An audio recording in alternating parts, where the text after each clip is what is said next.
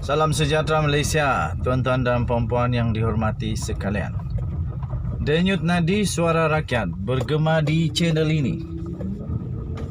Pastinya sekarang nama dua orang legend dalam UMNO.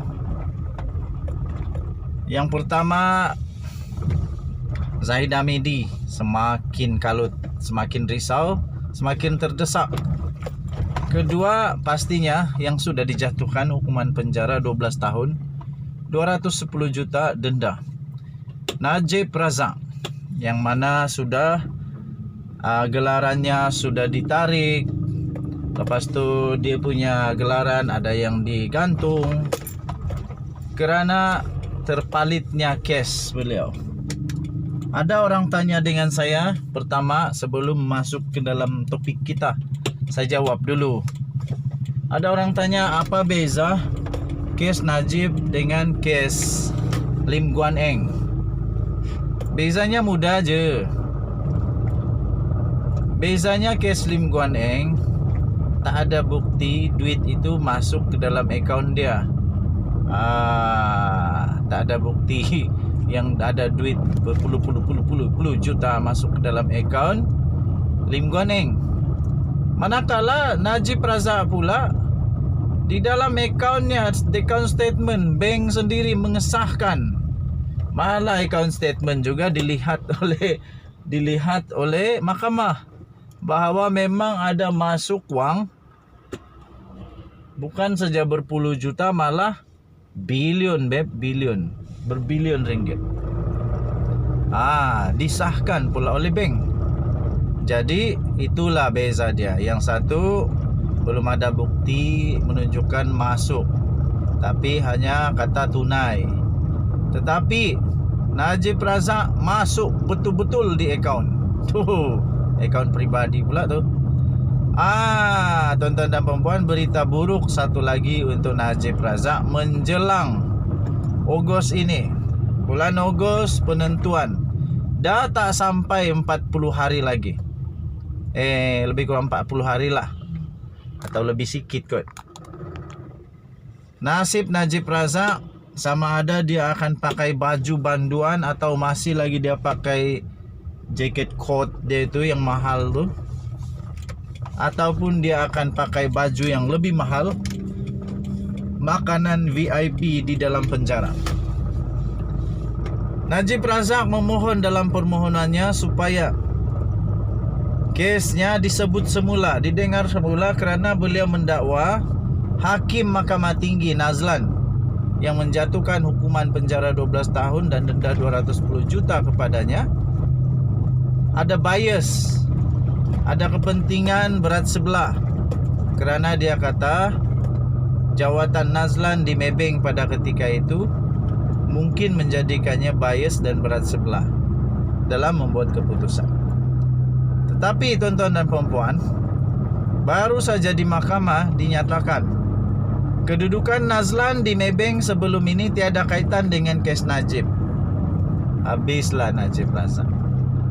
Memang betul Hakim Nazlan mungkin pernah ada kaitan dengan Maybank, tetapi menurut pernyataan di mahkamah,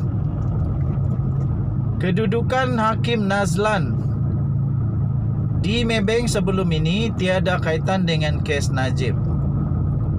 Pihak pendakwaan dalam kes penyelewengan dana anak syarikat 1MDB iaitu SRC International Sdn Bhd yang membabitkan bekas Perdana Menteri yang kita kasihi, yang baik hati, penderma, murah hati, selalu memberikan derma,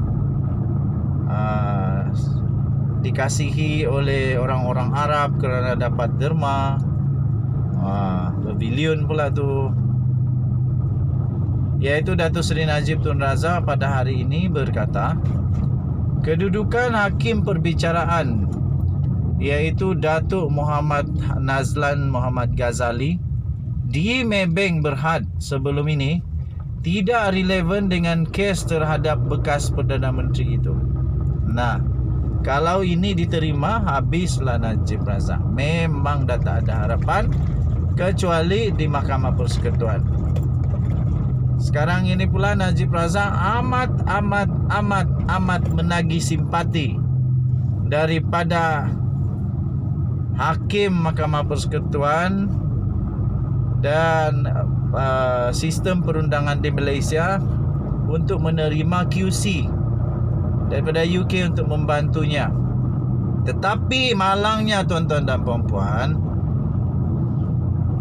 seluruh peguam di Malaysia, bukan seluruh lah, tapi menurut Majlis Peguam Malaysia, Majlis Peguam Malaysia menolak QC daripada UK itu kerana menurut kenyataan daripada Majlis Peguam Negara, Majlis Peguam Malaysia, ada lebih daripada 21,000 peguam dan yang ada di Malaysia yang lebih layak daripada QC tersebut. Jadi kenapa Tan Sri Muhammad Syafiq Abdullah merendahkan martabat peguam-peguam di Malaysia? Okey tuan-tuan dan puan-puan, saya sambung semula.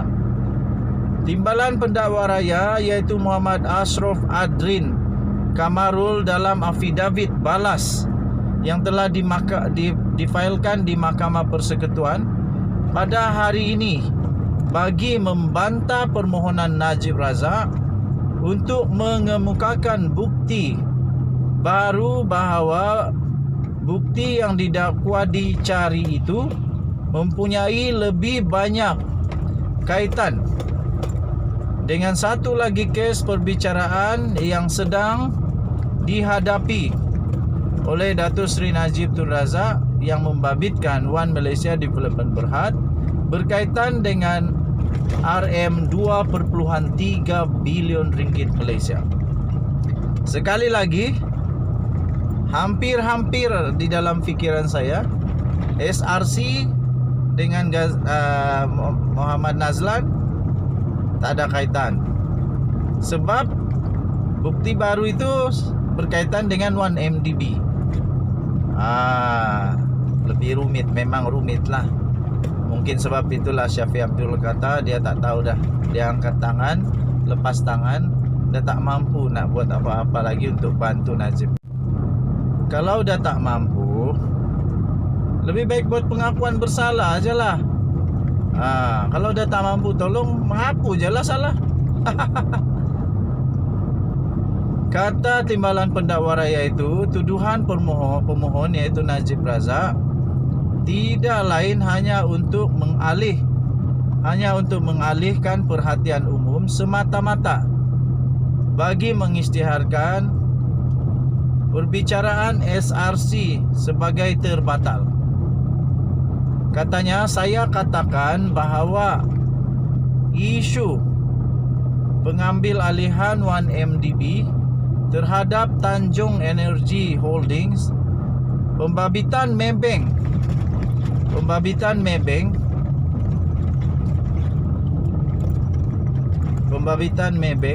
dan Hakim Muhammad Nazlan dalam perkara 1MDB itu tidak relevan dengan fakta berhubung pertuduhan SRC International yang dihadapi oleh pemohon dalam rayuan ini, kata timbalan pendakwa raya itu. Tambahnya, isu-isu ini tidak relevan dengan rayuan SRC. Sebaliknya, ia berkaitan dengan kes 1MDB yang tidak didengar oleh Hakim Muhammad Nazlan. Tiada terbukti sebarang konflik kepentingan oleh hakim yang diterjemahkan kepada bahaya sebenar berat sebelah dalam perbicaraan SRC. Itulah yang saya kata. Bukti itu sepatutnya didengar di dalam kes 1MDB, bukan kes SRC. Kerana menurut TPR sebentar tadi yang saya telah kongsikan itu tidak relevan. Jadi kes SRC bukan didengar oleh Kes 1MDB, maafkan saya, kes 1MDB bukan didengar oleh Hakim Muhammad Nazlan. Dia hanya mendengar kes SRC. Dan menurut Timbalan Pendakwa Raya itu tidak ada kaitan dengan kes, tidak relevan dengan kes SRC Najib Razak.